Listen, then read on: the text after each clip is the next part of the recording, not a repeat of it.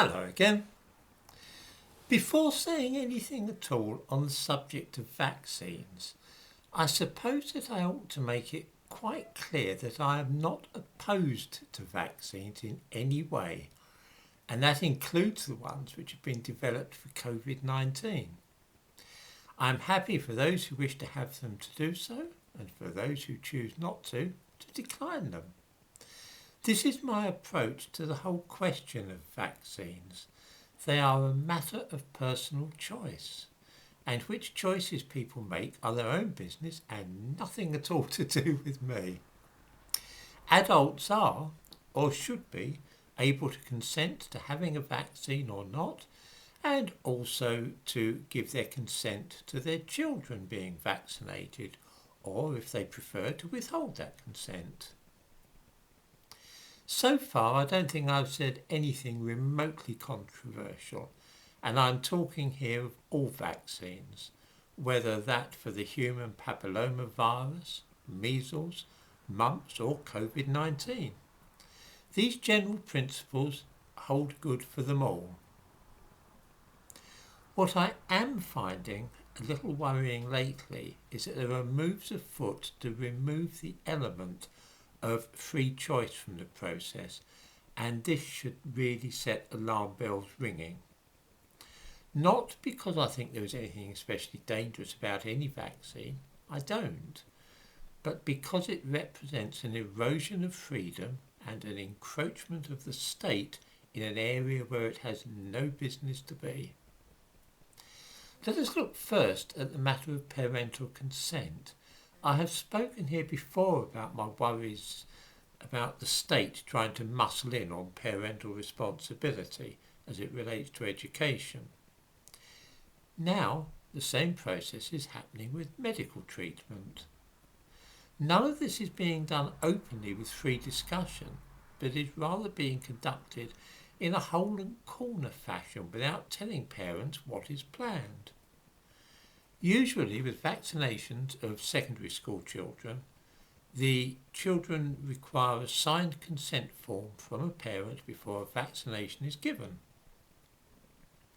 In the description to this video, I give a link to just such a consent form, which is used for the human papillomavirus or HPV vaccine, which is given to girls at school at the age of 12 or 13. The procedure is really quite simple. No form signed by parents, no vaccination.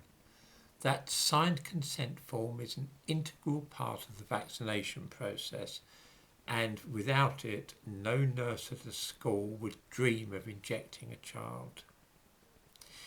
Quite right too, for some people object to some constituents of the vaccine I should say, on religious grounds, and others feel that this vaccination is encouraging girls to become sexually active at a young age. I disagree strongly with both views and feel that the HPV vaccine is a brilliant idea, but it should ultimately remain up to the parents if it is given to a child. So what has changed or is about to change? The National Health Service has drawn up plans to vaccinate all children aged between 12 and 15 for COVID-19, and it has been explicitly stated that parental consent is not required in this case. The guidance issued by the NHS yesterday says that children aged between 12 and 15 should be regarded as Gillick competent. That is to say that they are capable of making their own informed decisions about medical treatment, including vaccinations.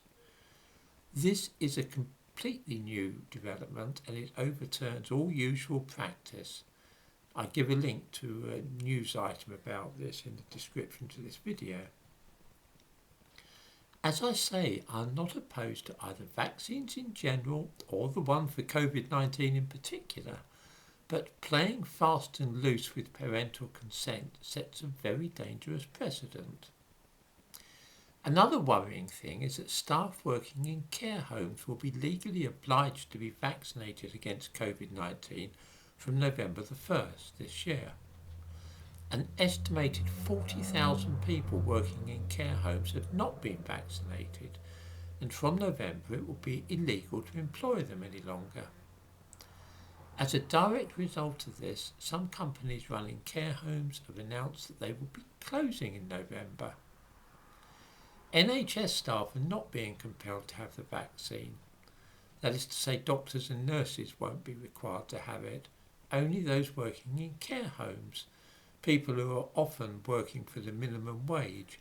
Many of them, by the way, a disproportionate number, belong to ethnic minorities, and ethnic minorities in general are reluctant to have the COVID vaccine, more reluctant than white people, for various reasons into which we need not go.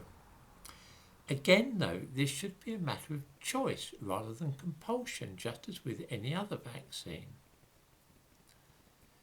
The current situation is important for the very simple reason that if we are not careful, then traditional freedoms are going to be needlessly abandoned. Parental rights are already under attack due to the prospect of statutory control of home education. And now we are being warned that parents may also be on the verge of losing their right to object to medical treatment for their children, even if it's opposed to their beliefs or their religion. Combine this with the prospect of tens of thousands of care workers being sacked because they choose not to receive a vaccine, and it's not hard to see that the delicate balance between the power of the state and the rights of individual citizens is at great risk of being upset.